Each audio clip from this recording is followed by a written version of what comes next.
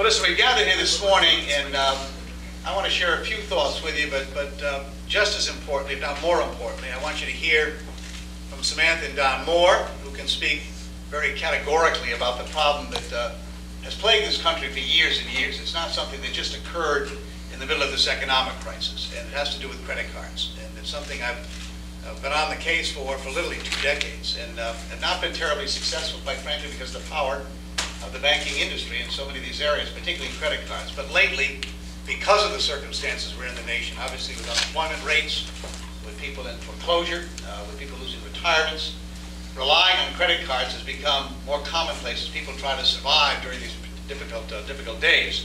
And as a result, we're watching the credit card industry, rather than being more supportive and assisting, and rather reaching out and adding additional burdens, fees, and additional rate charges and so forth, for almost no reasons at all.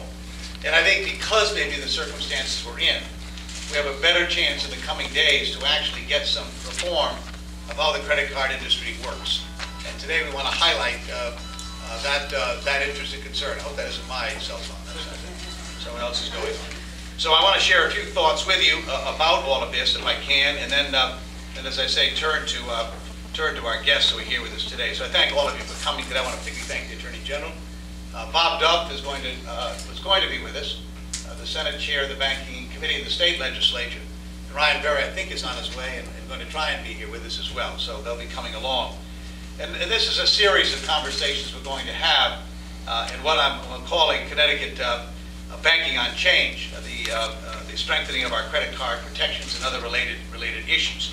We all recognize that these are tough times. I said a moment ago, with a number of people losing their jobs, and as a result of the foreclosures that occurred.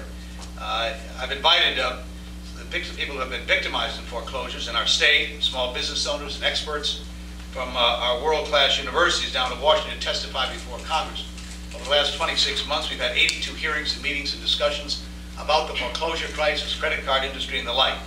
Almost to a person, each of our witnesses over the course of these last couple of years has said the same thing, that if you protect consumers, then economic growth and economic development will occur. For many years, it was just the opposite. People believed that if you engaged in consumer protection, it was antithetical, it was harmful and hurtful to economic growth. We want to begin this discussion not only on credit cards, but also modernization of financial regulations and a variety of other issues, by beginning with the premise that consumer protection is good for economic growth. That has been the history of our country. When we deviated from that, you end up in the kind of situation we're in today. So I'm grateful as well for Tom Swan with Connecticut Citizens Action Group being here. Yesterday I addressed the National Convention of the Consumers Federation of America on similar issues, talking about this basic idea of consumer protection. Indeed, building a strong foundation for consumer protections are one of our top priorities of the Senate Banking Committee. But it's not as if we needed a crisis to know that you can't protect our economy if you fail to protect the engine behind it, and that is, of course, the American people. That's why I worked with the Attorney General and many others who are here today to try to reform the bankruptcy laws, which are a disgrace in my view. There were about 11 of us that fought for 6 years to stop the so-called bankruptcy reform legislation, which has contributed to our problems as well. And so we decided to begin this series of conversations with an issue that some have been working on for a long, long time, credit cards. Nowhere is the need to protect consumers clearer than in the confusing, misleading, and predatory practices that are standard operating procedures in the credit card industry today. In today's economy, more and more families are relying on these instruments, and I'm not anti-credit card. I realize what a value they can be. It's the misuse of them and the abuse of them that brings us here today. Indeed, last December, the number of payments more than 60 days late on credit cards because of the economic circumstances issued by our banks was up more than 16% from the previous year.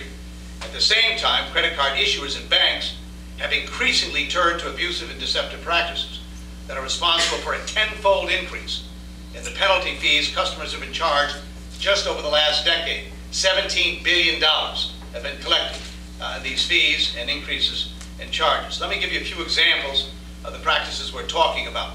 One is that if you have a bill of $1,000 and you paid off $900 of it, your assumption would be, and correctly so, that the next bill, the interest rates would be on the remaining $100. No, you're wrong.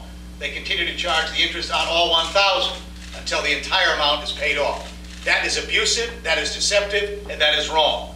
Time of day. You'll notice that you must pay your monthly payments on a certain day. Many people at the conclusion of their business that evening will wire their payments in at the end of the day.